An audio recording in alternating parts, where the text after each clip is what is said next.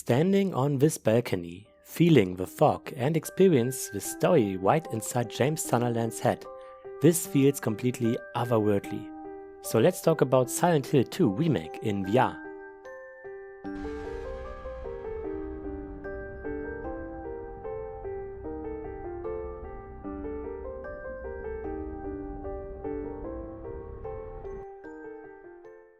Hi, my name is Alex and this is Under the Radar, my attempt to spread awareness about how truly awesome VR can be.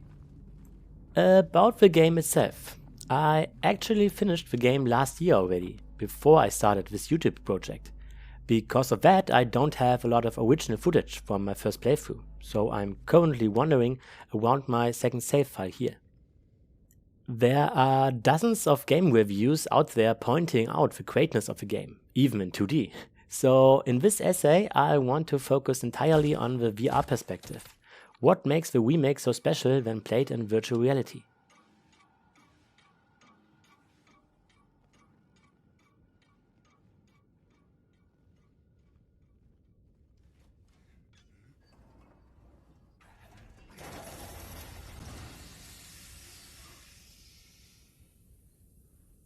Since the Silent Hill 2 Remake is built in Unreal Engine 5, the injector mod called UEVR works right out of the box without minimal fuss. But it gets even better. The custom profile created by the legend himself, Braydog, adds crucial motion controls for your flashlight, guns and steel pipes.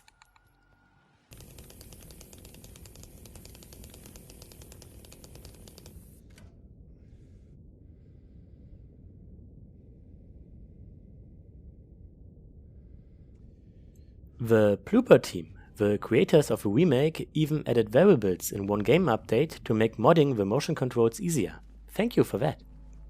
What you feel immediately in VR is the atmosphere. It's phenomenal. Tiny dust particles all over floating around you, and bugs and insects are buzzing right past your ear. The fog isn't just a flat texture anymore, you walk right through it. Actively using the flashlight with your left hand and seeing the real-time shadows, that's simply a true horror experience. Your right hand is for your weapons. With the profile enabled, the motion controls also work for your melee weapons. I actually found myself hammering on these monsters way too much, often longer than necessary, just to make absolutely sure they stayed down for good. I played standing, physically moving myself in place. Turning via the thumbsticks also works, but it always felt a bit janky. Moving myself physically really cranks up the immersion.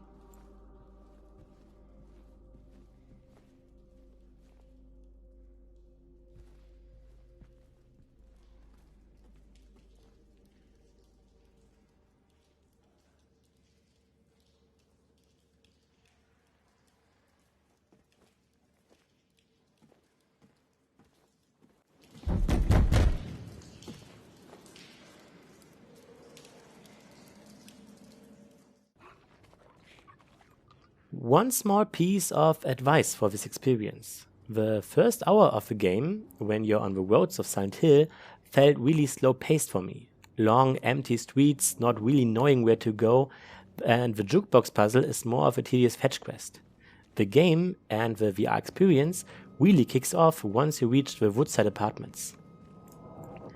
This essentially functions as the first true instant dungeon with a more straightforward approach. And this is where I truly fell in love with the game and the VR mod. That's also where you find the balcony I first mentioned.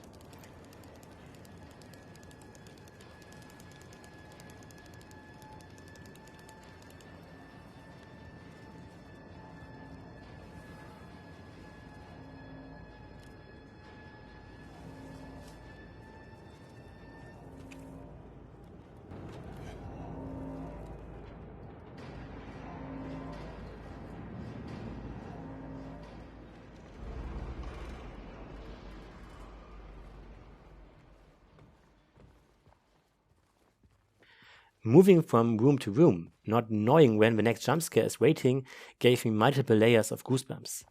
Don't forget, in VR the perspective changes to first person, and the scale of the world is true to life. This also means your monsters, dolls and nurses are also full scale. And hear me out, Pyramid Head. Especially in the other world, with all its rusted walls and browned dim lights, really gets your hearts pounding.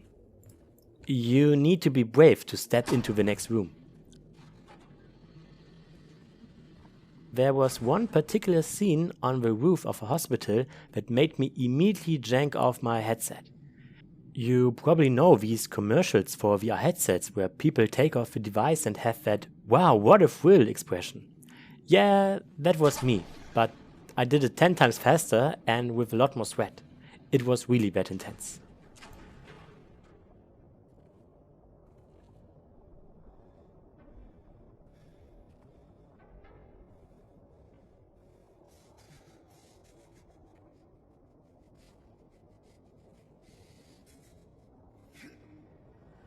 I finished the whole game and it took me 14 hours on normal difficulty and I reached one of the normal endings.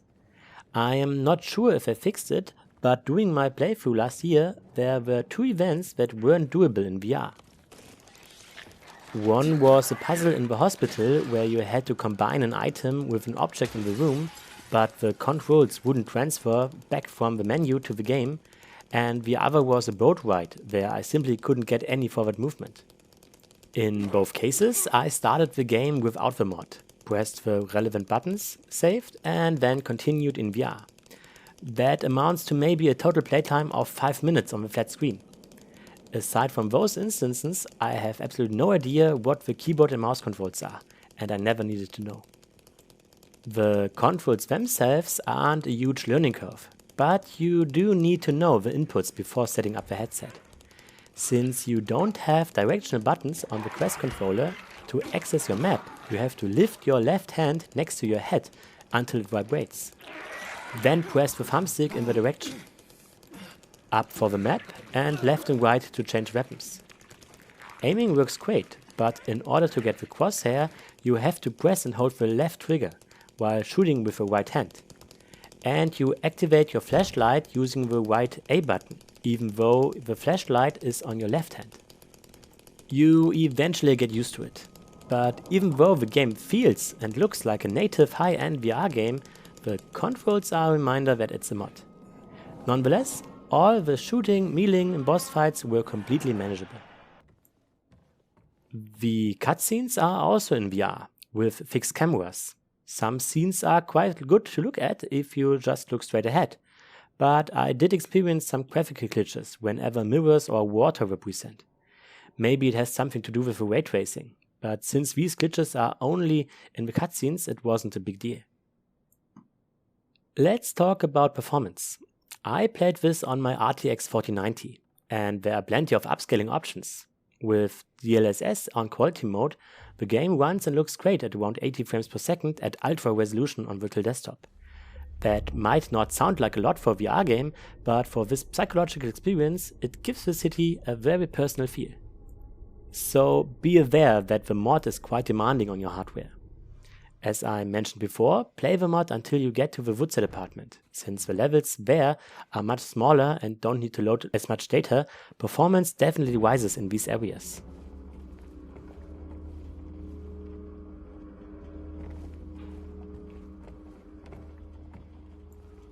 All in all, if you are looking for something spooky, Silent Hill 2 Remake in VR has you completely covered.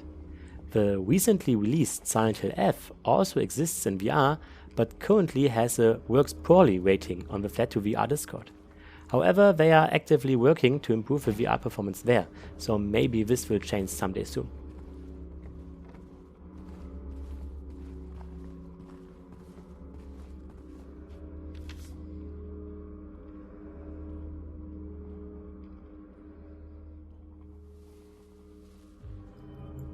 I have absolutely no idea how to hit you with a jump scare towards the like and subscribe buttons, but any comment or reaction is really appreciated. Seriously, let me know if you tried this mod. Anyway, however you plan to spend your spooky season, have a good one and safe travels.